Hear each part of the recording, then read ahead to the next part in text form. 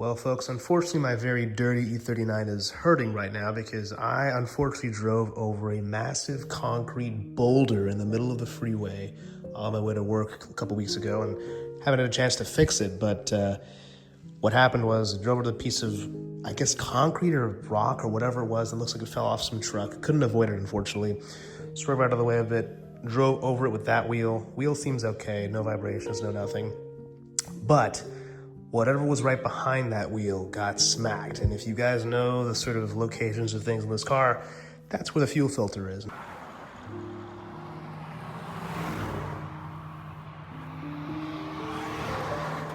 But there's a slight droppage of fluid, so I'd say one drop every so often when the car is turned on, which, you know, we can't be leaking fuel. So the car's been sitting here since that happened, and I've been waiting to get a chance to fix it. And, you know, all the plastic underpaneling is just destroyed right there, which is funny because now it matches this side because a similar thing happened over here. At least it was less severe, nothing major, just I think it was maybe a small piece of wood. I don't know. There's always stuff I'm hitting on these roads out here. And when the car is lowered, which this car is not that low, but it is lower than the average car over here, you just hit a bunch of random garbage in the road, unfortunately, which you can't always avoid, which sucks, but it is what it is. So I gotta take that thing off as well. But this side is a lot more severe. That plastic piece is dragging. And unfortunately, I think this, whatever this boulder or rock, concrete, whatever it was, smacked the chassis a little bit too hard, just sort of behind where the subframe bolts in. We'll take a look right now. I'm jacking the car up as we speak, and then we can get a better look what's going on below and at least make a temporary fix so I can drive it, because I head out to California this week and this car will have been sitting for, I think, 3 weeks at that point. So let's take a look. Well, folks, here we're below my E39, and unfortunately things are not looking too good. So I've cut off this broken plastic paneling. I've left the back half of it on. It's gonna probably flap around and get worse, so I'll probably make a cut over here as well. I will get another one of these probably at a junkyard or something, but for now, I think having something over here is better than nothing. So I'm gonna leave that in place and I'll make this cleaner. But yeah, looking over here, not too great. So this should look like this. So yeah, it's been pushed in pretty badly up front over here. You can see it's nicked the subframe bolt. This is the rear subframe bolt, and it's hit the part of the subframe as well over there, and then bam. Now, in some ways, I got lucky. I mean, I guess it would have been better if it hit over there, maybe, because then it wouldn't have hit anything. And wow, my transmission is leaking. Oh well, I'll change that later. But it has hit the frame rail pretty much, or at least this bottom structural piece, which I'm not a big fan of. I mean, I'll have to look into it more and see if it's going to be a problem down the road. If I need to conduct some repairs, maybe have this boxed or something and welded, cut a piece out of here. But yeah, it's not great.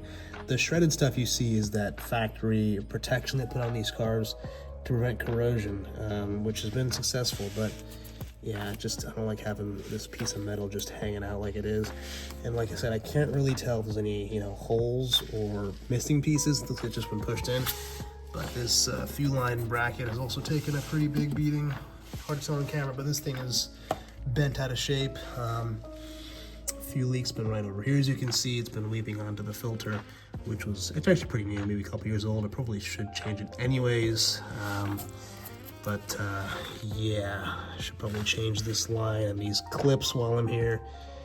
They don't seem like they produce enough tension, but maybe the line's just gotten stiff where, you know, it's not being as pliable as it should.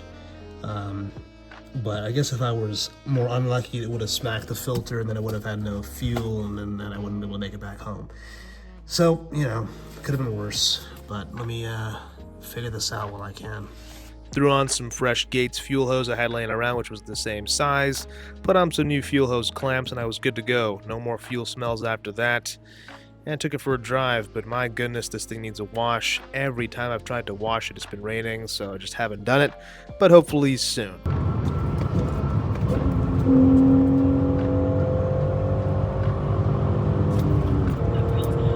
Despite having terrible rev hang, thanks to not having my clutch position switch wired up properly, it still is so much fun to drive. I'm so glad I manual swapped this car a while back, and hopefully my fuel issue is good for now, but I'll have to look into proper fixes for that bottom of the chassis and see if I need to do any work to it. Maybe I'll try and bang it out with a hammer and a 2x4. We'll see. If you guys enjoyed this video and want to support the channel, be sure to check out sta-industries.com, where you guys can find tons of E39 inspired apparel, lots of clothing designs and hoodie designs that I've made myself. It goes a long way to help the channel out and make more videos like this. You can see I made some cool designs with the 5 Series silhouette and some other random facts about it and some of the cool designs as well, so be sure to check it out. Link in the description below.